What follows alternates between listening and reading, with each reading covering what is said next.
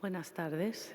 Hoy cerramos la 11ª edición del programa abierto con una videocreación del ciclo Materia Bosque, que ha sido especialmente adaptada para el programa. El bosque, del suizo Gilles Jobin, antecede la conferencia Metaverso y Espacio de la arquitecta Lucía Tahan y comparte con nuestra ponente de hoy un interés experimental por los espacios virtuales. La compañía Gilles Jobin comenzó sus experimentos digitales con realidad virtual inmersiva en 2017, convirtiéndose en una compañía de danza digital. Su director desarrolló durante la pandemia la idea de capturar el movimiento de los bailarines y enviar sus avatares para actuar en tiempo real para audiencias en vivo en todo el mundo. En la obra que acabamos de ver, Jobin convoca a 3 bailarines en Ginebra, un bailarín en Bangalore y un bailarín en Melbourne, cuyos movimientos son capturados en tiempo real a través de Internet para bailar juntos en un bosque digital. En ese contexto se postula el metaverso como la próxima frontera tecnológica. ¿Pero qué significa el metaverso en términos espaciales? ¿Qué conceptos estéticos dominan la realidad aumentada? Lucía Tahan explica su trabajo reciente y aborda el papel fundamental que pueden desempeñar los arquitectos en el desarrollo de entornos digitales espaciales. Es arquitecta y diseñadora de software especializada en realidad aumentada. Desde 2018, su práctica ha tenido base en Nueva York, Berlín y Londres. Actualmente trabaja como diseñadora especialista en computación espacial para Meta, donde dirige el diseño de su herramienta de creación de realidad aumentada. En 2018 participó en el diseño del pabellón de Eslovenia en la Bienal de Arquitectura de Venecia, donde su trabajo también fue expuesto en el pabellón de España. En 2019 fue premiada con las becas Housing the Human para la investigación sobre el futuro de la vivienda. Anteriormente, cofundó una startup incubada por el New Museum en Nueva York. Su obra construida comprende 2 viviendas en Extremadura, completadas en 2017 y 2018. Su trabajo se ha presentado en museos e instituciones como la Escuela Politécnica Federal de Lausanne, la Bienal de Arquitectura y Urbanismo de Shenzhen BCity, el Copenhagen Architecture Festival, la Istanbul Design Biennial o el Museo Maxi en Roma, y ha publicado en medios como El País y revistas académicas como Lobby de la Bartlett School of Architecture de Londres. Formada en la Escuela de Técnica Superior de Arquitectura de Madrid, ha estudiado también en la Bezalel Academy of Art and Design en Jerusalén y la Technische Universität de Berlín. Ha impartido clases en la University of Illinois en Chicago, la Bauhaus Dessau, la Escuela de Arquitectura de Madrid y la Universidad Camilo José Cela. Con estas palabras ya paso a que escuchéis lo que nos tenga que contar aquí Lucía Tahan.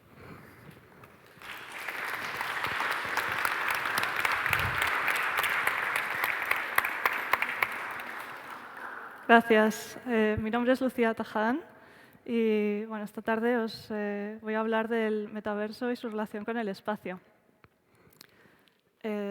Mi especialidad es la realidad aumentada y la realidad aumentada, como primero voy a hacer un poco de introducción sobre qué es simplemente la superimposición de elementos digitales en 3D sobre el stream de un vídeo en una cámara. Esa cámara puede ser a través del móvil o puede ser en lo que llamamos un HMD o unas gafas de realidad aumentada o de realidad virtual. Aquí veis una aplicación de Google en la que se están superponiendo esos elementos digitales sobre la cámara del móvil. Pero la realidad aumentada a día de hoy tiene sobre todo aplicación para las caras y los juegos. Ahí es donde ha encontrado su mayor juego y su mayor aceptación social. ¿Y esto por qué es? Pues es porque los móviles tienen sensores muy avanzados en la cámara frontal, mucho más que en la cámara de atrás de los móviles. ¿Por qué? Para que las caras de las personas se puedan reconocer para abrir el móvil. Gracias a eso, los móviles entienden el 3D y son capaces de reconstruir el 3D de una cara, y por eso son capaces de superponer esos elementos digitales sobre ella. Entonces ahí tenemos los filtros de Instagram. Los filtros de Instagram a día de hoy se producen todos con este software que se llama Spark AR Studio, del cual yo ahora mismo soy una de las diseñadoras que dirige el camino hacia el futuro de este software. Tenemos como 5 diseñadores en Meta trabajando en este software y unos 80 ingenieros. Mi trabajo en Meta consiste en hacer esto, pero yo voy a hablar hoy especialmente sobre todo mi trabajo que no es en Meta, que también tiene que ver con la realidad aumentada, pero también con la arquitectura. ¿Y por qué? Pues porque a mí me parece que los arquitectos y los artistas tienen muchísimo que aportar al diseño de la realidad aumentada y la realidad virtual. Esto es una cosa que ahora mismo viene de ingenieros de software, de empresas de software, de diseñadores de videojuegos, es decir, personas que no necesariamente tienen una formación espacial tan rica como los arquitectos y que sobre todo no tienen una historia profunda, una poética y una teoría asociadas a su práctica y que los arquitectos, sin embargo, sí que tienen y son capaces de aportar. Por eso, para mí es importante seguir manteniendo una práctica arquitectónica, una práctica espacial y poder hablar a los arquitectos sobre estos temas, además de hablar a los ingenieros de software que hablan otro idioma que nosotros. Mi primera obra construida como arquitecta fue este humilde cobertizo, que nos costó mucho hacer y del que estoy orgullosa, pese a que casi todo lo que veo en él son cosas que me gustaría haber hecho de forma diferente.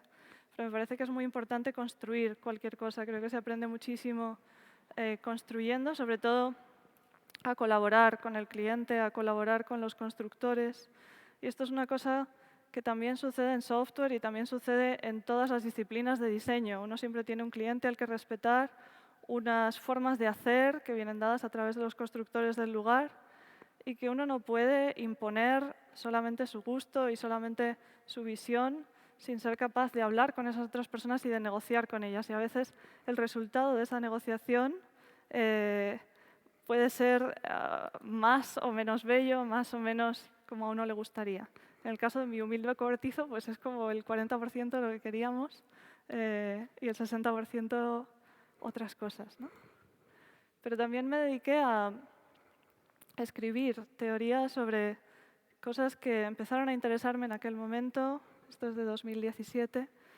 En este artículo desarrollaba la implicación de los medios en el juicio a Eichmann. Eichmann fue un nazi que que Israel capturó en Argentina y fue juzgado, y esto fue en 1961.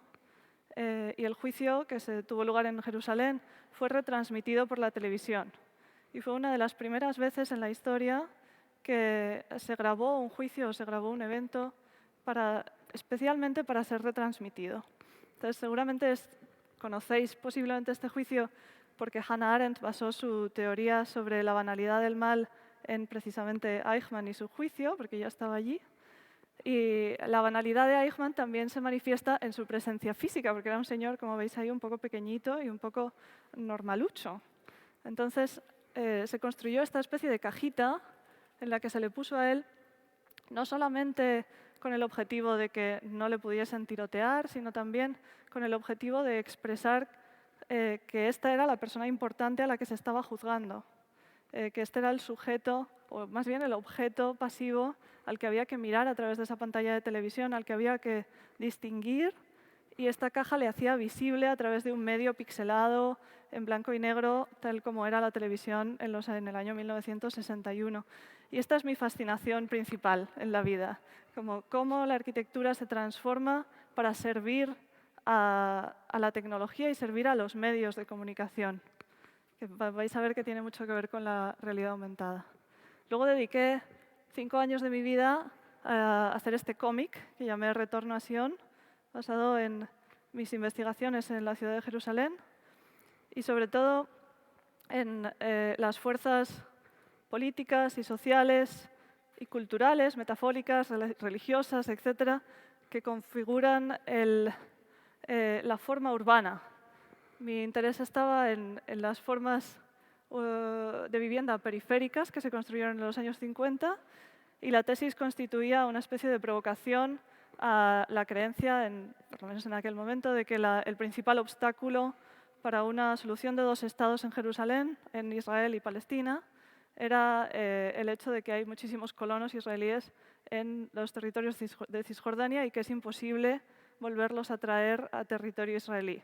Entonces, el proyecto constituía una forma de construir vivienda en la que se podía dar vivienda a todos estos colonos dentro del propio tejido que ya existe, sin colonizar nuevos territorios. Es decir, un proyecto de densificación en el que a través de que se pasaban las páginas y los diferentes proyectos, cada vez se iba alejando más de lo que es posible hoy.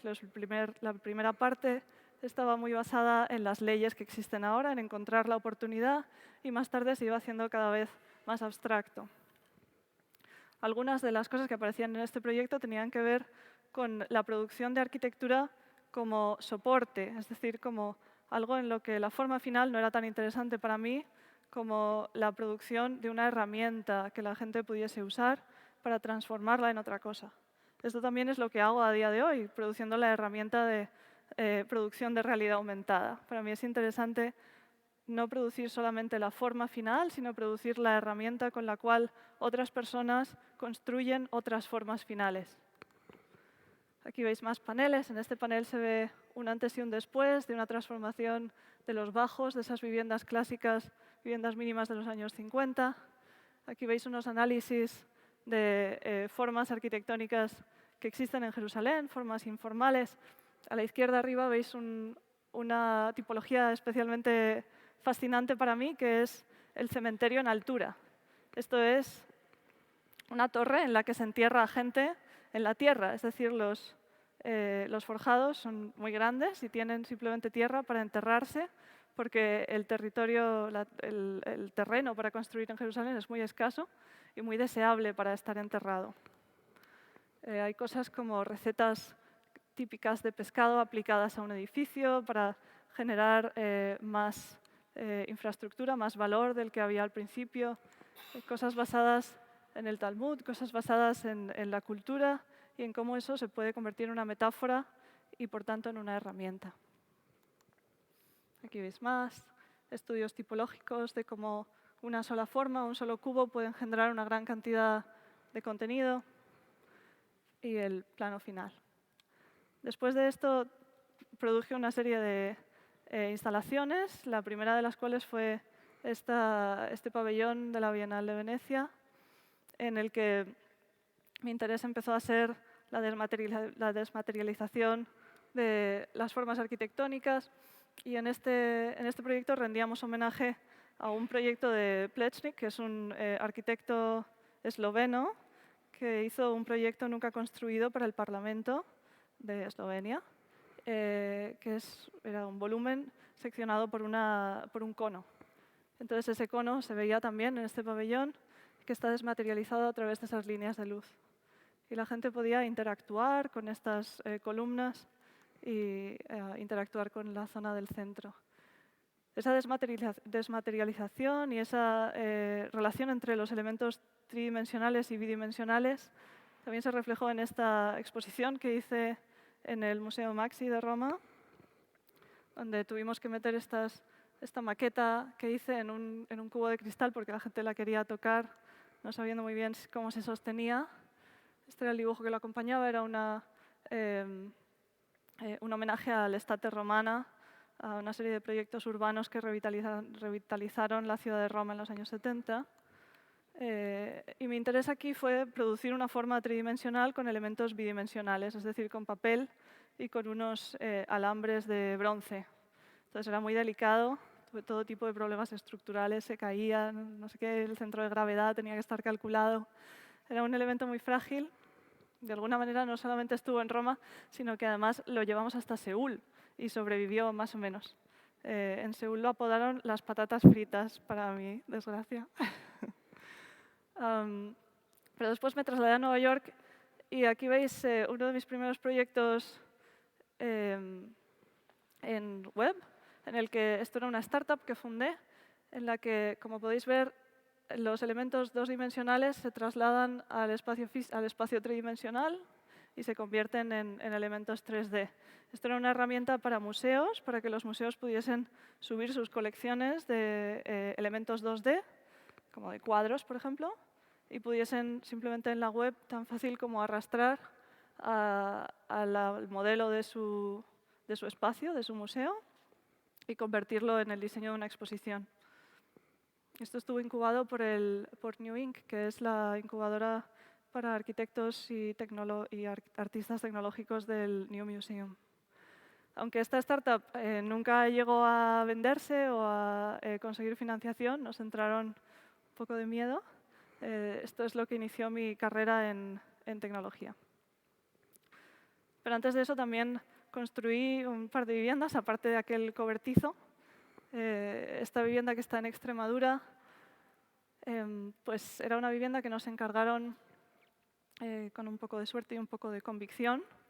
Y constituía, para mí lo más interesante era que tenía un programa en el que los clientes nos dijeron que querían que fuese un sitio en el que viniesen el resto de vecinas del pueblo a reunirse ahí. Y el elemento atractor que habían identificado era la piscina, especialmente la piscina caliente en invierno y fresca en verano. Entonces, por eso les hicimos esta especie de salón que tenía una piscina en el medio. Aquí, de nuevo, yo veo todo tipo de efectos, como veis, no sé, la esquina redondeada de la piscina, cosas así, que en nuestros planos nunca eran así, pero los constructores insistían, ¿no? Es muy difícil. Esto empezó cuando éramos 3 chicas y teníamos 24 años. Y les explicábamos a los ferrayas y a todos los expertos de allí cómo había que hacerlo y nos decían, no, pues, no nos fiamos. Aún así, yo creo que es un espacio bonito y, no sé, parte de lo que a uno le forma. Este es mi último proyecto, dando un salto en el tiempo, que son los muebles de mi madre, que murió hace poco. Entonces, me parece que desde lo matérico de la vivienda nueva, también tengo un interés por lo matérico en la vivienda existente, cómo la gente usa las viviendas, cómo muchas veces cuando le preguntas a la gente dónde está su casa o cuál es su casa, su respuesta es ¿dónde están mis cosas? Y las cosas de la gente es una cosa que no solamente es la cosa en sí, sino también la configuración espacial de esas cosas unas encima de otras. Entonces, en este proyecto lo que hicimos fue separar los objetos, separar las pequeñas construcciones y fotografiarlas con un fondo negro, como veis aquí. Y hay todas las escalas, desde lo pequeño hasta lo grande, las cosas que mi madre juntó, las cosas que mi madre poseía. Quiero hablar también del lenguaje aumentado. Sé que el tema de estas conferencias era la belleza y no sé si es fácil encontrar belleza en el metaverso, pero es posible encontrar un lenguaje, o por lo menos un lenguaje que empieza a existir, ¿no? Porque todo es nuevo. Estos son algunos de los filtros de Instagram que yo he hecho por hobby y mi interés no está en las caras, sino en lo que los teléfonos ven con la parte de atrás, que se llama World AR. World AR es el futuro de la realidad aumentada, porque es lo que las gafas de realidad aumentada verán. Entonces, aquí mi interés ha sido, sobre todo, tener una visión como espacial o de intervención sobre el espacio de lo que se puede hacer con estos filtros. Hay una herramienta de dibujo, una herramienta de parar lo que la cámara está viendo, una herramienta de hacer espejos. Esta es una herramienta que lo que hace es convertir un cubo en el suelo en una cosa que se deforma, pero también trackers de objetos y objetos, como veis en la parte de allí, en los que el objeto virtual se confunde con el objeto real cuando el objeto real es lo suficientemente extraño. Y para mí el interés de esto está, y todo el kit de la cuestión en realidad en el diseño de espacios digitales y espacios virtuales, es la siguiente teoría, que es, en el mundo físico tenemos la matemática, es la geometría de los edificios, y la física del edificio, ¿verdad? O sea, nosotros como arquitectos podemos diseñar un edificio y la carga del edificio se desplaza por el edificio a través de su geometría y podemos calcular que la carga llega al suelo y tenemos unas leyes físicas que gobiernan esto, ¿no? Y es lo que llamamos tectónica. Sin embargo, en el mundo digital solamente tenemos geometría y la física es opcional. Entonces, cuando diseñamos, lo que hacemos es en realidad dibujar esa línea de puntos entre la física y la geometría. Y lo que hacemos es decidir cuánta física traemos al mundo geométrico, lo cual es todo opcional. Pero lo que pasa es que las personas no comprenden bien y no son capaces de moverse por el mundo si no hay por lo menos un poco de física que les guíe. Es decir, si toda una persona la metes en un mundo virtual, como en realidad virtual, y la pones boca abajo y nada sigue la gravedad, la persona no se entera de para dónde puede ir. Por eso cogemos lo que queremos de la física. En este proyecto que hice para una exposición acerca de Pierluigi Nervi, me interesó coger una de sus piezas más famosas y llevarla a un barrio obrero en Madrid y contraponer esa pieza en realidad aumentada con las formas de la vivienda obrera de los años 50 y 60, que son contemporáneas en el tiempo, pero obviamente no coexistentes en el espacio. Es decir, ahí es una forma de romper la ley física de la contigüidad espacial y traer la ley física de la continuidad temporal. Aquí veis unos señores que sin saberlo justamente se paran debajo y me hizo mucha gracia. Este es otro efecto de Instagram en el que me interesó hacer un homenaje a Venturi y Denise Scott Brown con Learning from Las Vegas y su idea de que cualquier edificio puede ser un monumento. Entonces, así es posible poner en cualquier elemento urbano I am a monument y declarar a todo elemento que uno quiera como monumento. En este proyecto que hice para Lausanne, este era un proyecto muy interesante que comisionó SOX Studio, en el que intentaron hacer una base de datos acerca de todos los proyectos que habían existido a través del tiempo desde la Edad Media, en los que la arquitectura se presentaba como una interfaz o como una base de datos. Por ejemplo, en los dibujos de Ramon Llull en el siglo XIV, hasta dibujos del siglo XIX, en los que había una biblioteca de todo el conocimiento y esa forma arquitectónica expresaba el contenido del archivo de esa biblioteca. Y seleccionaron también uno de mis proyectos para incluirlo en ese catálogo en el que hablaba del mundo físico, el mundo virtual que vendrá y de su relación con el mundo físico y construido.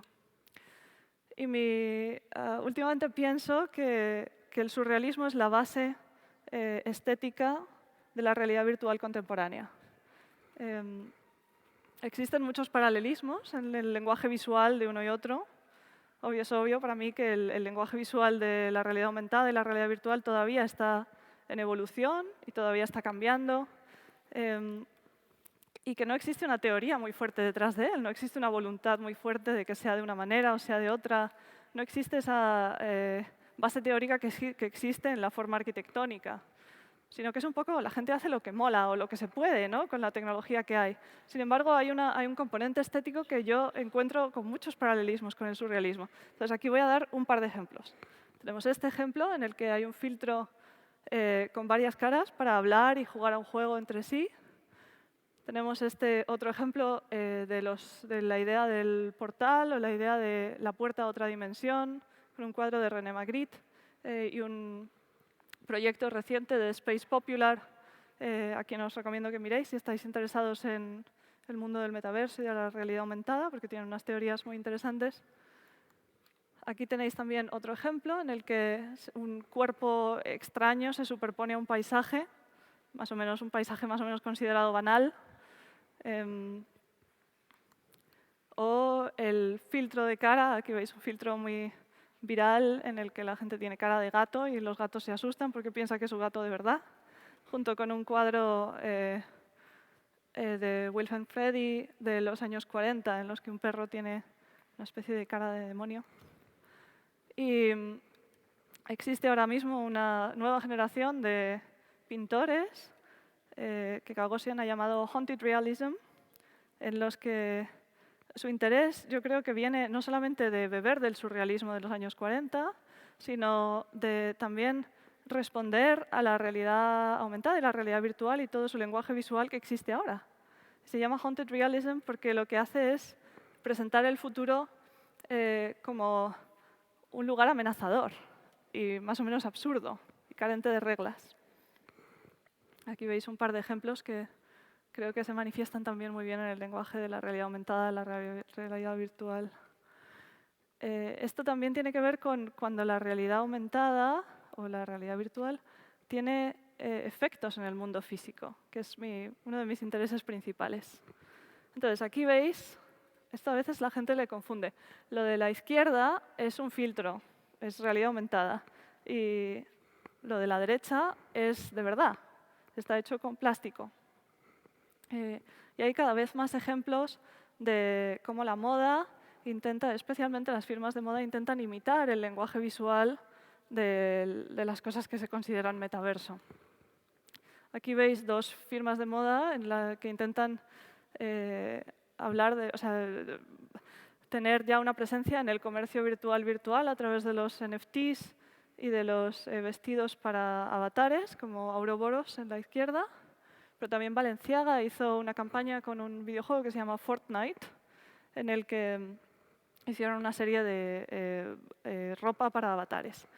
Y me interesó que Balenciaga intentó, bueno, lo logró con gran éxito, como veis, hacer una pantalla que se viese como si fuese realidad aumentada. Es decir, así es como se veía desde la calle de verdad, pero claramente veis que hay una intención de que parezca digital, ¿verdad? Pues ese es mi interés principal y intenté desarrollar este interés en una exposición y un proyecto de investigación que se llamó Cloud Housing, en el que hice una exposición. Identifiqué 3 momentos de la realidad aumentada que creo que van a afectar a los entornos construidos, especialmente de vivienda, y que son importantes para los arquitectos, y que es de lo que voy a hablar a continuación. O sea, vamos a explorar esos 3 momentos a través de este proyecto. La exposición final de Cloud Housing fue esta exposición que veis, en la que los visitantes podían ver realidad aumentada a través de un iPad y estaban en un espacio de un museo, más o menos tan grande como esta sala, en el que yo había montado una especie de salón. Y mientras yo, con varios expertos de universidades, hablábamos sobre los temas que se iban desarrollando para que la gente no estuviese perdida. Y estos son los temas. El primero es datos espaciales. Datos espaciales se relaciona con la tecnología por la cual los móviles o las gafas traquean el mundo real y son capaces de reconstruir la tridimensionalidad del espacio a través de puntos que posicionan. Esto se llama SLAM. Entonces, el SLAM lo que hace es reconstruir escenas a través de esos puntos y con eso puede situar elementos tridimensionales virtuales sobre ese mundo y que parezca que la tridimensionalidad de las dos cosas coincide. Esto se hace a través de lo que llamamos matrices de proyección, en las que los elementos 3D y 2D son cambiados de una cosa a otra, ¿no? La matriz de proyección relaciona 3D con 2D. En la primera iteración de Cloud Housing hice un prototipo en el que traduje estos puntos a lo físico. Es decir, la habitación física son solamente los puntos y la gente tenía que venir y yo les decía, por favor, intenta dibujar tu salón o tu habitación dentro de esto. Yo pensé que a todo el mundo le iba a parecer muy extraño, pero a todo el mundo le parecía súper normal. Entonces, este fue el prototipo del que aprendí para después hacer la exposición final. Aquí veis la persona con su dibujo final. A todo el mundo le parecía como súper prosaico poder dibujar su cama con sus dimensiones y demás en esta especie de espacio. Y nadie se planteaba, ¿qué pasa si al final, dentro de unos años, yo todo lo que necesito es simplemente este cubo con puntos? Entonces, en la iteración final de Cloud Housing existía este salón y existía la reproducción 3D de este salón, que representan los datos espaciales a los que hacía referencia antes, es decir, la malla. Y tenían una coincidencia 1 a 1. Y a través de la aplicación se podía ver y cambiar del espacio físico a la malla. Entonces, en esta interacción, mi interés era hacer preguntas al público del tipo, ¿qué pasa con la privacidad de estos datos? La malla es un tipo de dato. ¿Es la malla que representa tu salón diferente que la malla que representa tu dormitorio o el interior de un cajón? ¿Cómo son las reglas de esa privacidad? Estas son cuestiones intuitivas para los arquitectos, pero no son cuestiones reguladas por la ley. ¿Hasta qué punto una empresa tecnológica puede guardar un tipo de datos espaciales versus otros? Pero también es interesante para los arquitectos porque puede tener acceso a las reconstrucciones del pasado, de cómo todas esas mallas se han ido superponiendo a lo largo del tiempo. El segundo momento es las interfaces espaciales. Las interfaces espaciales es la base de la computación espacial y es la razón por la que pensamos que el mundo será aumentado por todos estos elementos virtuales y de datos. Aquí tenéis unas visualizaciones de Meta ya un poco antiguas en las que se presenta esa información que es contextual en el tiempo y en el espacio. Y vemos como las personas tienen notificaciones que aparecen cuando ellos se mueven por el espacio, o vemos a esta persona que está chateando con el avatar de una persona de su familia que vive lejos. Todo esto constituyen interfaces, tanto la persona como aquellas cosas que son como un rectangulito, porque son formas en que la gente interactúa con una cosa espacial. Por tanto, es un sistema de interfaz entre el ordenador, el sistema digital y la persona. Y esto creo que se relaciona mucho con la tesis de Venturi y de Scott Brown, en los que decían que la arquitectura se iba a convertir en una especie de caja negra, ¿no? En algo que emite representaciones iconográficas, vídeos, imágenes e información día y noche a través de sus superficies. Es decir, sus superficies ya están desmaterializadas hasta el punto de que simplemente sirven como un soporte digital. Y esta es un poco la intención a la que quieren llegar o tienen interés por llegar los comerciantes que quieren anunciarse. Aquí veis un ejemplo de Uber. Entonces, aquí esto no es digital, esto es un anuncio de verdad, con un pegado. Pero Uber aquí tiene un poder especial en los aeropuertos porque aquí presenta una interfaz que parece como una notificación. Es decir, es contextual en el tiempo y en el espacio. ¿Por qué para Uber es posible hacer esto? Porque esto es un aeropuerto. Entonces, en los aeropuertos la gente siempre hace lo mismo. Y los espacios de los aeropuertos son muy predecibles. Entonces, tanto los aeropuertos como aquellos espacios que son iguales en todas partes, aquellos no lugares, son los primeros sitios que serán colonizados por las interfaces digitales, porque son muy predecibles.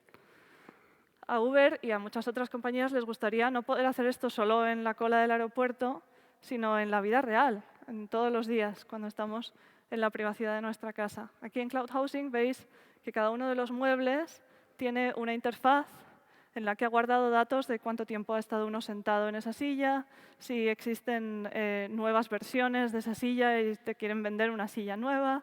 Puede predecir si has estado demasiado tiempo durmiendo en la cama. Y todas esas interfaces flotarán en el espacio doméstico y en el espacio urbano como cosas que constantemente recogen información y después nos ofrecen cosas. Es decir, son una oportunidad para hacer comercio y anuncios. En esta versión de Cloud Housing en la que veis anuncios, estos anuncios son muy toscos. Son como los anuncios de Internet en los que hay pop-ups y uno tiene como que cerrarlos para poder acceder a la información, igual que uno accedería a su salón cerrando estos anuncios. Pero lo cierto es que los anuncios en realidad aumentada serán muchísimo más sutiles y contextuales. Esto es solamente una provocación. Y con esto llegamos al tercer momento, que es el continuo realidad-virtualidad. Este es un concepto teórico que se fundó en los años 90, junto con cuando se estaban empezando a formalizar las ideas alrededor de la realidad virtual y la realidad aumentada. Y lo que dice es básicamente que la realidad aumentada y la realidad virtual y la realidad física existen en un espectro y no en polos opuestos. Es decir, las personas podrán cambiar desde lo que están viendo en la realidad física a la realidad aumentada, la realidad mixta y la realidad virtual, casi sin darse cuenta varias veces o muchas veces en cada hora o en cada día. Y esto me interesa especialmente, y ya casi estamos llegando al final, porque me parece que este mensaje que Marshall McLuhan escribió en los años 60 es especialmente pertinente, aunque sea demasiado conocido ya y demasiado cliché. Me parece que es especialmente pertinente para el desarrollo de la realidad aumentada y la realidad virtual a día de hoy, porque está naciendo en este momento. Y gente como yo o gente como arquitectos que quieran involucrarse construyen las herramientas con las que esos mundos digitales se crearán.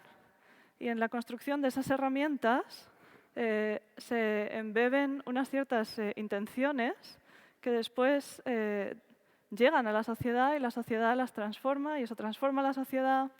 Y todos esos efectos, esa cadena de efectos, es especialmente transformativa y efectiva en el sentido de que genera cambio y es muy impredecible. Es muy importante tener un sentido de la responsabilidad al respecto. Aquí vemos un espacio optimizado para la realidad virtual. Cuando a uno le preguntan cómo sería un espacio guay para la realidad virtual, mucha gente piensa en el lenguaje estético que hemos mirado antes, ¿no? De los colores irreales y las luces irreales. Pero lo cierto es que si uno optimiza su salón para la realidad virtual, el salón parece así. Aquí veis elementos, por ejemplo, como esa alfombra, en el que el señor se ha puesto esta alfombra para no chocarse con las paredes, porque como no puede ver, va con los pies descalzos y entonces cuando llega al borde de la alfombra, que como veis está como 5 centímetros por delante de las paredes, entonces puede llegar hasta ahí, sentir que se va a chocar y ya no chocarse. Esto es el tipo de cosas que se generan en la realidad física como consecuencia de los parámetros que se embeben en la tecnología. Y por eso me parece especialmente importante pensar en la tecnología desde el punto de vista de cómo van a ser esos espacios que genera. En esta tercera parte de Cloud Housing veíamos el salón transformarse en algo que las personas habían transformado, el usuario había transformado en un lugar en el que situaba sus cosas no solamente físicas, sino también digitales. Entonces veis cosas como una carpeta de datos o de libros que había colocado delante o encima de la silla, o vemos también que el techo se ha hecho mucho más alto, o vemos también objetos que se están descargando o que uno puede pinchar para descargarse, que flotan en burbujas. Y aquí lo que veis interesantemente, creo, es el slider de realidad, en el que la realidad, a la derecha veis, va desde la realidad, digamos, personal, dicho de manera provocativa, hasta en el medio la realidad equilibrada. ¿Quién determina qué es la realidad equilibrada? ¿Cuánto de digital o cuánto de irreal hay en la realidad equilibrada? Hasta, en el fondo, la realidad física. Y mi tesis es que las personas, cuando se desarrolle la realidad virtual más profundamente, o las personas transiten por el metaverso y lo habiten con la facilidad con la que entramos y salimos de Internet a día de hoy, atravesarán ese slider sin darse cuenta múltiples veces, igual que ahora uno puede mirar a su móvil y después levantar la cabeza y ni siquiera darse cuenta de que ha cambiado de una realidad a otra. Solo que esto será mucho más pervasivo porque el móvil, al fin y al cabo, es un rectángulo que está en nuestra mano. Y aún así es difícil distinguir lo que es real de lo que no cuando estamos en el móvil. Imaginaros si además está superponiéndose a todo lo que vemos, ¿no? Así que estos son, en resumen, los 3 momentos: los datos espaciales, las interfaces espaciales y el continuo realidad-virtualidad. Así que con esto ya llego al fin. Quería dar las gracias sobre todo a Andrea Buchner, a la Fundación Bunka y a RCR por invitarme y tenerme aquí. Y también dar la enhorabuena a los alumnos que han completado casi el workshop del verano. Así que muchas gracias y con esto ya acabo. Nosotros formamos nuestras herramientas y luego las herramientas transforman la sociedad en la que vivimos.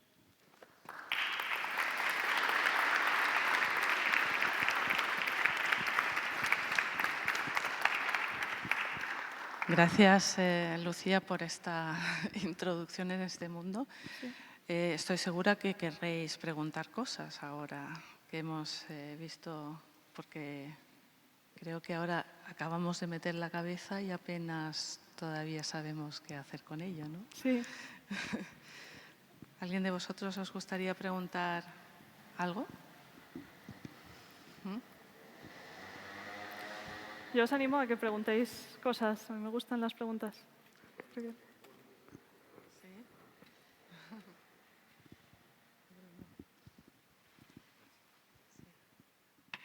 No, más que nada es tremendo lo que mostraste, y me reinteresa, pero más que nada era saber hasta qué punto crees que la tecnología, toda esta tecnología que podemos tener al servicio de cambiar nuestras percepciones, realmente van a modificar el espacio físico. Porque recién, por ejemplo, las últimas fotos que mostraban eran como espacios que hoy ya dominamos o tenemos, pero que nos modifica la percepción solamente la virtualidad. Y si vos creías que a partir del desarrollo de toda esta tecnología, eso iba a eventualmente también cambiar el espacio físico. Y por otro lado, nada, me sorprende, porque es como que automáticamente podés tener percepciones de edificios de toda la historia de la arquitectura y casi que prescindir del edificio real eventualmente. Entonces es como demasiado fuerte esa posibilidad. Me reinteresó. Yo no pienso que la realidad virtual o el metaverso vayan a hacer desaparecer a la arquitectura física. Si vosotros os acordáis, como más o menos en 2018, cuando Facebook empezó a ser popular, la gente decía, bueno, es que cuando tienes amigos de Facebook, eso no son amigos de verdad. Los jóvenes han dejado de tener amigos reales y ahora solo tienen amigos de Facebook, pero esto no es cierto, ¿no? O la gente va a dejar de salir de sus casas porque puede chatear. Esto obviamente no ha sido cierto.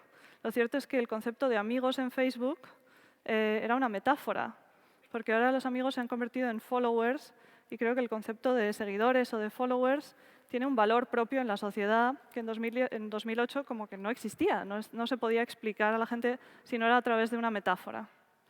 Entonces, yo creo que la evolución va a ser parecida. La arquitectura no va a desaparecer, sino que los espacios virtuales que ahora mismo toman sus metáforas o toman su raíz en el espacio arquitectónico, se transformarán en otra cosa que ahora mismo es difícil de imaginar para nosotros.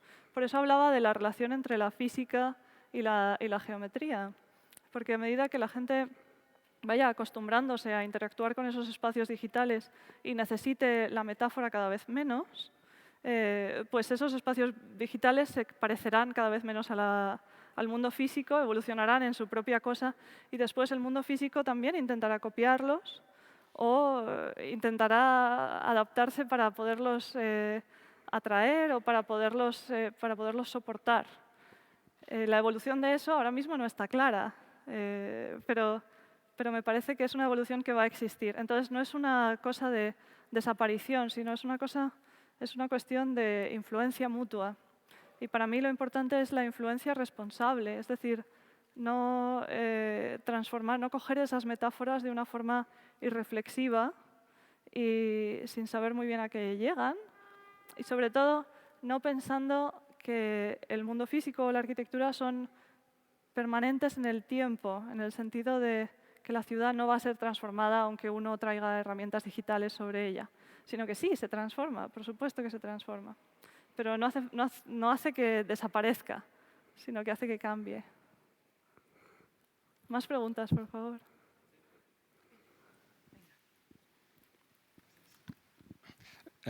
Leo esta frase y pensando sobre las herramientas, es cierto que conforman luego nuestra manera de ver y de proyectar el mundo. Lo que pasa con el salto tecnológico, con respecto a lo que puede haber pasado antes en la historia, es que una herramienta, estoy pensando por ejemplo a la perspectiva, que luego ha sido una cosa que de un cierto modo era al alcance de alguien que quisiera hacer su aprendizaje, que no era una cosa tan complicada. Lo que parece que podemos intuir de lo que enseñas es que hay un nivel de sofisticación tan elevado que parece que nos posiciona a la gran mayoría como consumidores, más que de poder tener esta capacidad de apropiarse una herramienta para que a la vez podamos luego proyectar algo. Y por lo tanto, cuando además vemos, no sé, todas estas referencias publicitarias, ¿no?, aún refuerza un poco esta cosa que parece muy interesante, pero parece también, a mí me ha parecido a veces terrorífica, ¿no? Entonces me gustaría saber, desde tu punto de vista, si en todo este mundo puede existir un tipo de producción alternativa que se realice al margen de estas macro, bueno, de los GAFAM y todo esto.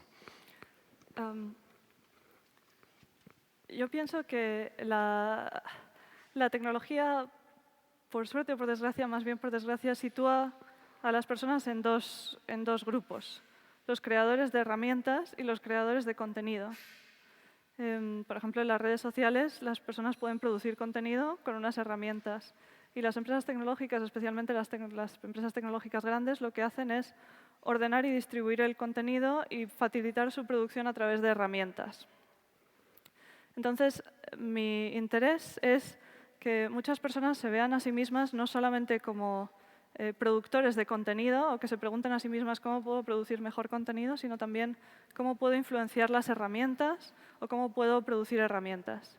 Para mí lo que tú dices es especialmente importante e interesante que existan herramientas alternativas, que existan nuevas formas de crear, que muchas personas se concentren en la creación de elementos que faciliten la creación de contenido, pero desde una manera crítica.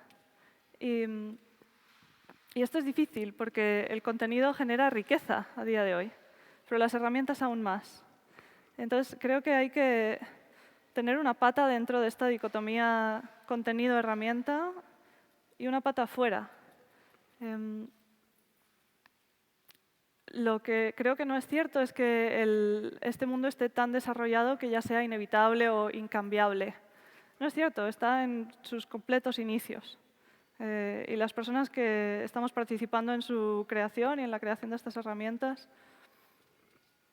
se abre entre nosotros como una especie de abismo gigante en el que es muy difícil saber qué es lo que va a tener éxito o lo que no. Y este éxito se imita.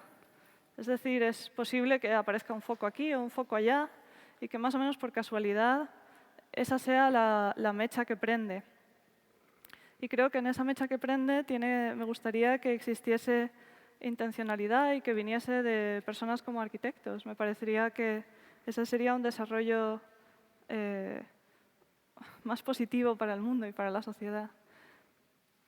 También me gustaría que en el desarrollo del metaverso existan, por ejemplo, legislaciones acerca de la interoperabilidad, que es el concepto de que, igual que en Internet a día de hoy, el Internet en sí mismo no pertenece a nadie, no pertenece a una empresa, sino que las empresas son todas contenido dentro de Internet. Me parecería que sería positivo que el metaverso fuese un sistema parecido en el que las diferentes plataformas existan dentro de una red neutral o neutral dentro de lo posible.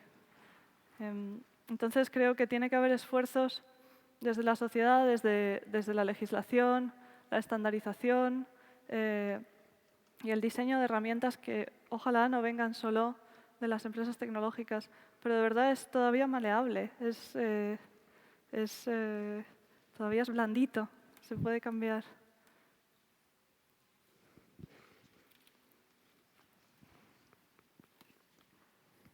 Hola, buenas tardes. Hola. Lucía, bueno, primero gracias por haber venido. Particularmente se me escapan muchas cosas de lo que cuentas, pero por otra parte lo encuentro fascinante y además intuyo que se nos presenta un mundo increíble. Digamos que tendrá un desarrollo brutal. A mí lo que no sé si es una pregunta o una reflexión. En todo caso, me ha parecido muy importante la frase, creo que ha sido de las primeras, ¿no? Cuando te referías se refería a la frase que los arquitectos y los artistas les es muy apropiado este campo, ¿no? A mí esto me parece muy relevante, porque es verdad, en principio la arquitectura es, digamos, la capacidad de imaginar. Y ahí, digamos, este campo, la virtualidad, ofrece una herramienta, un medio, con una potencia que nunca los arquitectos habíamos tenido. Por tanto, esto es brutal. Y un poco lo que decía es que, bueno, Gilles, en el sentido de bueno, de feo, ¿no? Que te preocupa. Pero yo creo que también lo has dicho, no sé si hay belleza, has empezado diciendo, ¿no? Pero yo creo que esto es una cuestión de tiempo, es una cuestión de tiempo. Estamos en el inicio de algo en que por una parte se están desarrollando herramientas y por otro, como dices, pues habrá contenidos. Yo creo que precisamente si los arquitectos entran en este campo, es más probable que haya mucha más belleza que no si la dejamos en el campo de los ingenieros o los programadores solamente, ¿no? Y en este sentido, bueno, yo ya te digo, es una reflexión quizá porque me parece que cuando estamos, digamos, con arquitectos es bueno animar o sentir que el campo de la arquitectura con este campo puede tomar una dimensión enorme, ¿no? Y yo creo que esto es bueno, que quizá entre en las escuelas de arquitectura y que también se hable mucho de ello y que, bueno, pues que no sea extraño. Por ejemplo, estos días en el curso de fotografía había una chica de Madrid que dijo que hacía una tesis y la llamaba poética de la realidad virtual. O sea que, bueno, estaría ya ahí y suponemos que cuando dice poética es para encontrar algo de belleza en este campo, ¿no? Sí. Por tanto, bueno, a mí me parece que todo esto es muy apropiado para los arquitectos. Sí, estoy de acuerdo. Trabajando como arquitecta y trabajando como diseñadora de software, he encontrado que hay muchos paralelismos entre una disciplina y otra, o que muchas cosas de las que aprendí en arquitectura puedo aplicarlas al diseño digital. Lo primero es que uno trabaja con un cliente, que en este caso es una entidad abstracta, que son los usuarios, que tienen unos deseos, tienen unos problemas y determinan un programa. Luego uno trabaja con el equivalente de los constructores, que son los desarrolladores de software y que tienen unos intereses parecidos a los de los constructores. Es decir, ellos ya tienen unas técnicas y unas tácticas y quieren llegar al resultado rápida y eficientemente. Y luego está el papel del diseñador, que en este caso soy yo y mi equipo de diseñadores, y que nuestro interés es buscar la belleza, buscar la utilidad y pensar y representar al usuario. Y cuando uno piensa en software y en herramientas, piensa parecido a cómo piensa en arquitectura. Es decir, uno se pone en los pies del usuario y piensa cuál es el primer paso que va a dar, con qué cosas se va a enfrentar en ese primer paso y después qué elección puede tomar y a dónde le lleva y después cómo vuelve y retorna al primer espacio en el que estuvo. Todo eso es lo que llamamos diseño de interfaz o UX. Todas estas cosas son parecidas. Uno al final genera planos que le da a los desarrolladores y los desarrolladores tienen que mirar esos planos y hacer uno a uno lo que está en los planos. Pero hay una diferencia fundamental que es que, el cliente no es una persona, sino que son millones o, en caso de Meta, billones de personas. Y segundo, que la escala es inmediata y el ratio de lo que dura lo que uno ha diseñado es muy corto. Es decir, nosotros diseñamos algo, las personas responden. Si responden mejor, lo dejamos. Si responden mal, lo quitamos y hacemos otra cosa. La vida útil de un diseño en software es muy corta, aunque introduzca patrones que se queden mucho tiempo. Y esa escala y esa inmediatez son cosas que lo diferencian de una manera muy fuerte de la arquitectura, aunque tenga también esas raíces que son comunes, creo que a todos los diseñadores. Pero efectivamente, en el mundo de la tecnología y del diseño digital no existe esa conciencia de historia y de teoría que existe en la arquitectura. Y existe también una fuerza muy grande que es la idea de solventar problemas. Siempre está el problema del usuario y los diseñadores digitales tenemos que responder al problema del usuario. Y esto es diferente del programa en arquitectura, que no tiene por qué ser un problema siempre.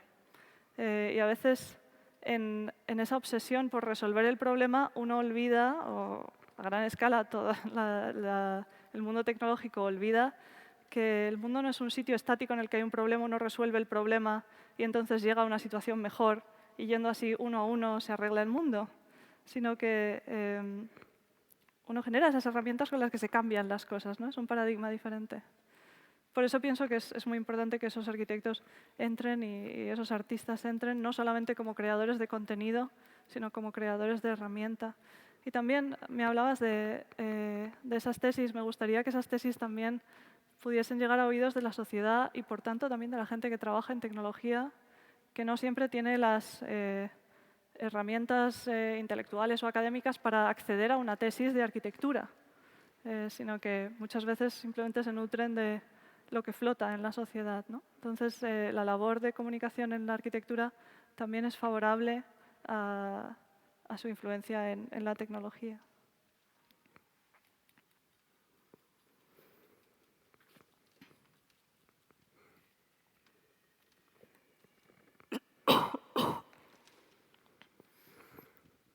Quería decirte una cosa, y esto viene a cuento a la danza que hemos visto al principio, ¿no? Porque se produce además una cosa que no ocurre, digamos, en el mundo real de la arquitectura, que has visto que los bailarines tienen además como distintas escalas. Tienes como una simultaneidad de lo enorme y lo pequeño.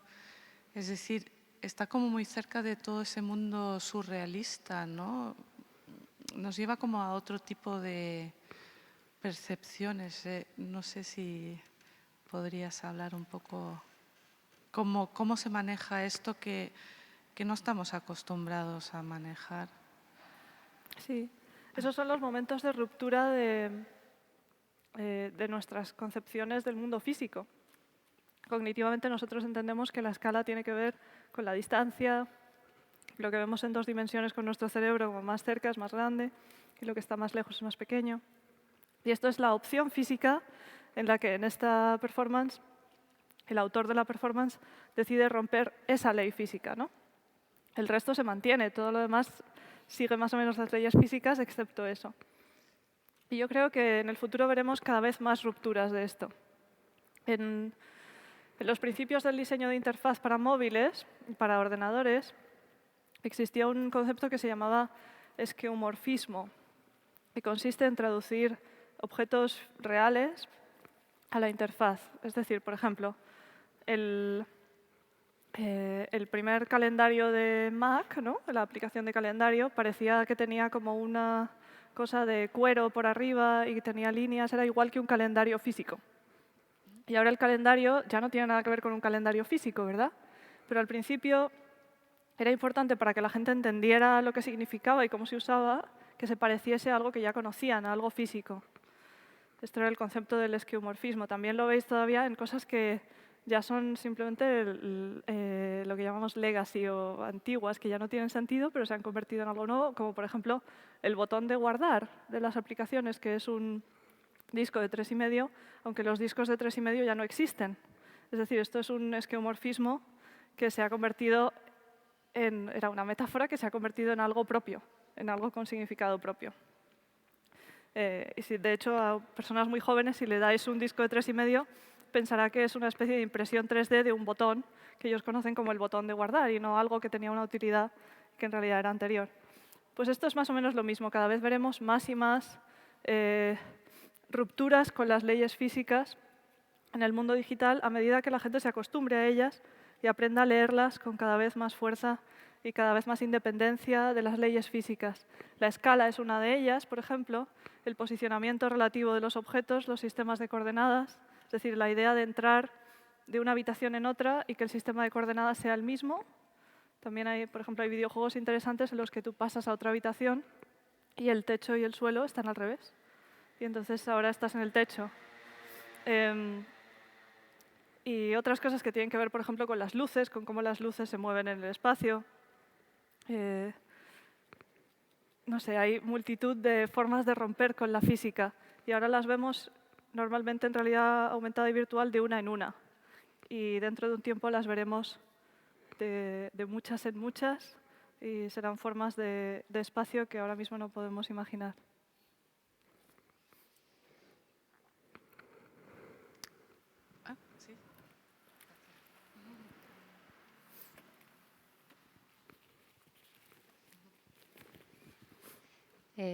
Muchas gracias por tu exposición. Como Gracias. que valoro mucho que estés frente a nosotros y y te muevas y nos cuentes como tu proceso. Encontré muy bonito también como finalmente como una mujer joven llega a estar como en un mundo, ¿no es cierto?, que probablemente va a gobernar el mundo después y lo va, si no, no lo va a hacer desaparecer, pero sí lo va a modificar y como va a tener mucha influencia, ¿no? Y no sé, bueno, creo que, claro, yo como que quizás soy como una persona un poco como reacia como a todas estas tecnologías y he ido, no sé, he escuchado 2 o 3 charlas como sobre el metaverso y que me han dejado como muy preocupada. Pero como que, claro, ahora te escucho a ti como siendo arquitecta y mujer y resuena un poco, ¿no? Como de hay cosas que me hacen un poco más de sentido, porque hay una riqueza y un entendimiento más real, ¿o no? Como que no hay una intención clara, como, aunque sabemos que esta herramienta finalmente la gente que quiere vender y quiere que consumamos algo se va a aprovechar, o sea, es lo más probable. Pero sabemos también que hay gente como tú y quizás más que quieren intencionar esto, ¿no es cierto? Y finalmente no quieren producir contenido ni hacernos comprar ni nos quieren mentir, sino que quieren como hacernos ver que hay una oportunidad, ¿no? Y recuerdo mucho como un autor estadounidense que se llama Stan Allen, no sé si lo ubicas, pero que él como que hizo como un proto-metaverso, porque él estudia, ¿no es cierto?, como esta complejidad del campo.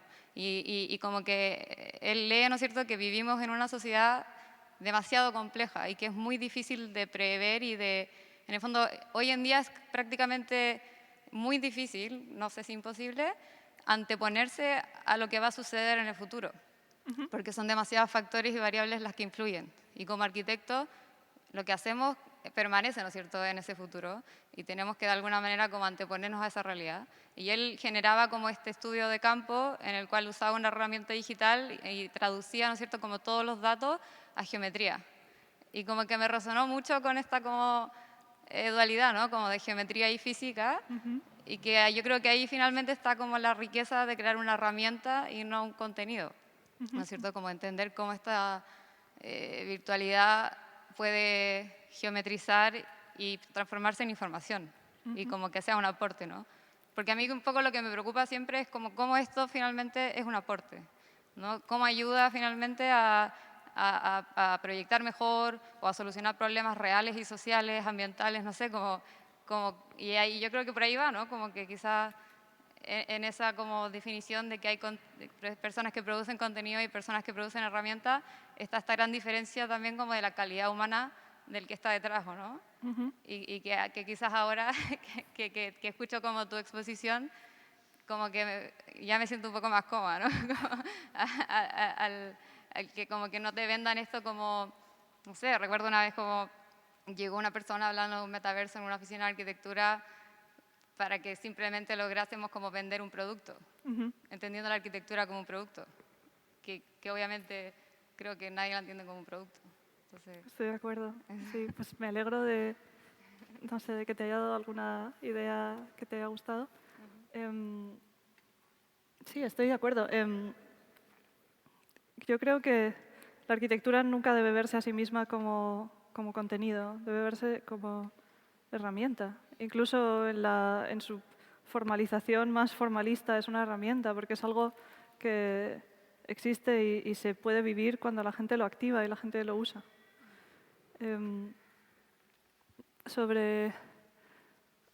Existe un interés por entender que las personas que producen tecnología o herramientas sean lo más neutrales y objetivas posible, ¿no? Como que tenemos herramientas para medir datos, como análisis de datos y demás, para intentar separar la subjetividad de los diseñadores y de los programadores de la realidad del usuario. Pero a mí me parece que esto siempre es falaz, en mi experiencia. No es falaz malintencionadamente, pero las personas son solamente de una manera muy limitada capaces de superponerse a su propia subjetividad. Entonces, por ejemplo, la mayoría, más del 50% de los creadores de filtros de realidad aumentada son mujeres. ¿Por qué? Porque el contenido que se produce ahora mismo, que son los filtros de las caras, son especialmente usados por mujeres. Entonces a las mujeres les interesa crear también el contenido que es consumido por su mismo grupo. Sin embargo, existen toda una serie de ideas acerca de quién es el productor de herramientas o quién es el productor del futuro, qué es un desarrollador del metaverso. Y todas esas ideas y esas estéticas también tienen ideologías sociales y prejuicios que están por debajo y que son subjetivos. Entonces es importante que haya diversidad en los grupos de personas que desarrollan herramientas en arquitectura y en tecnología, porque al final casi todos estamos condicionados por nuestra propia realidad y nuestro propio pasado y nuestra propia subjetividad. Y creo que no hay que olvidarlo, creo que no hay que mentirse a sí mismo y decir que uno puede ser objetivo. También me parece, y también apuntabas tú a esto, que no es como una corporación gigante que nos quiere vender una cosa, ¿no? Y con esto quiero hablar también de cuando hablaba de Hannah Arendt y de esta banalidad del mal. Como que las empresas están hechas de personas y esas personas pocas veces se preguntan o sienten que tienen poder y sin embargo sí que lo tienen. Muchos grupos de personas generan herramientas y contenido y otro tipo de cosas y todas las cosas que existen en la sociedad, muchas veces optimizando para un resultado pequeño que piensan que es su área de influencia. Y a mí me parece que el área de influencia, aunque sea desconocido para nosotros o inabarcable cognitivamente, siempre existe. Y que preguntarse cuando estás generando una herramienta cómo se va a usar, cómo se va a disfrutar, cómo puede fallar, Hay un concepto, por ejemplo, en diseño, que es el concepto de que las cosas sean suaves, sean seamless, en el que el usuario navega de una parte a otra sin darse cuenta, sin sentir fricción. Y creo que puede haber una voluntad desde el diseño tecnológico de crear fricción. Cuando quiero crear una costura entre una experiencia y otra. Creo que la aspiración de no fricción no tiene por qué ser positiva. Hay cosas así en las que uno puede, no solamente en las que uno puede decir, bueno, mi subjetividad no va a generar la herramienta perfecta, pero al menos yo voy a dar a las personas que usan mi herramienta un momento de decisión, un momento de alerta, que creo que esto es un concepto claro en la arquitectura, ¿no? Cuando uno genera una alerta al pasar de un espacio grande a uno pequeño, de uno oscuro a uno luminoso, mientras que en tecnología, por ejemplo, no entendemos eso. Pensamos que todo tiene que ser invisible y suave. Hay muchos conceptos así que se pueden traer desde la arquitectura al diseño de interfaz y creo que sería muy positivo que más personas las trajeran.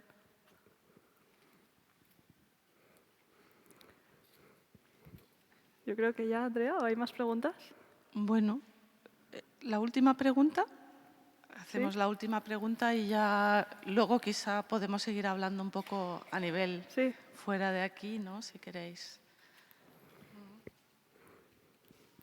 Hola, muchas gracias. Hola. Entonces, mi pregunta era porque ese mundo virtual es nuevo, pero en la historia había antes Internet y ese mundo hablaste de neutralidad y lo intentamos con Internet porque la historia de Internet era para tener esa neutralidad y finalmente lo que veo hoy es que no está neutra totalmente, está controlada por empresas.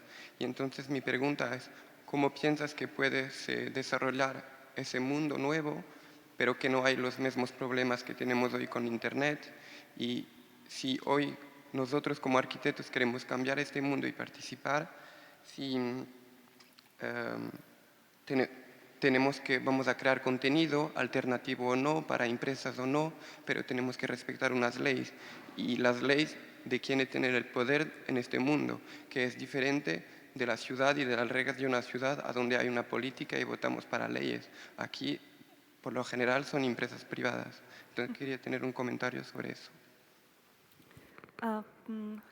Bueno, el concepto de neutralidad es un concepto muy difícil, especialmente en el mundo de la tecnología y Internet. Pero una cosa positiva del Internet de hoy es que el Internet de hoy es realmente un buen ejemplo. A mí me parece que es casi por suerte que la humanidad inventó Internet como algo no poseído por una empresa.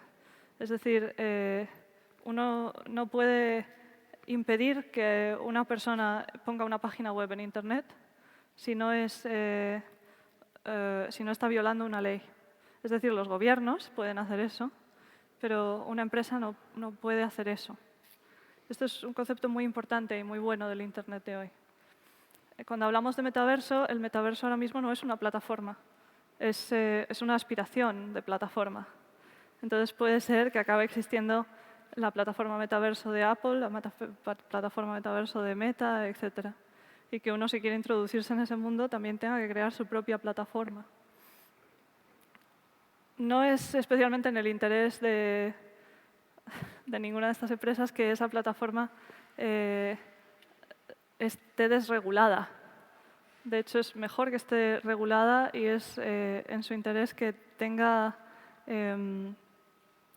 interoperabilidad, que las personas puedan pasar de una plataforma a otra con características y regulaciones similares. Los cuerpos legislativos que ahora mismo regulan temas parecidos son los institutos de estandarización, como por ejemplo las normas ISO, y también la gente que hace leyes. Es verdad que, por desgracia, en general esos órganos están un poco atrasados, van un poco rezagados con respecto a lo que se produce y tienen un papel ahora mismo más reactivo que activo. A mí me gustaría que tuvieran un papel más activo. De hecho, yo participo en el Comité de Estandarización británico y en las normas ISO para la realidad inmersiva. Pero es cierto que el ritmo de producción de la tecnología es mucho más rápido que lo que pueden hacer estas empresas. Por eso creo que hay una gran fuerza en el diseño, porque el diseño ahora mismo está liderando la legislación.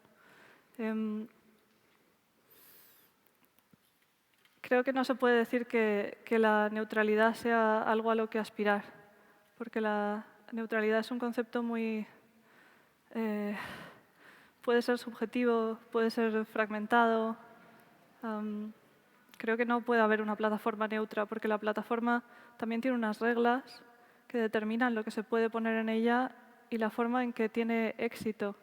Y esas formas de éxito creo que son la fuerza más grande para cambiar la plataforma. Es decir, la forma más fuerte en la que uno puede cambiar el futuro de la tecnología es definiendo cuál es el éxito de un creador dentro de esa plataforma.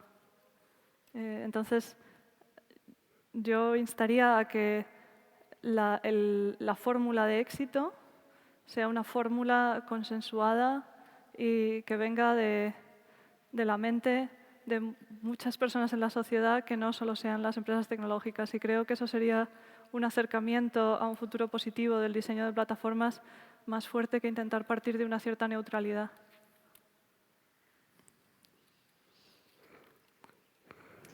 Bueno, creo que esto todavía es un mundo por explorar y podríamos hablar toda la noche, seguro. Esto está clarísimo. Así que yo invitaría más bien de que lo dejemos aquí en este patio de los Pisi, pero que continuemos las conversaciones afuera. Sí. Así Muchas que muchas gracias. gracias.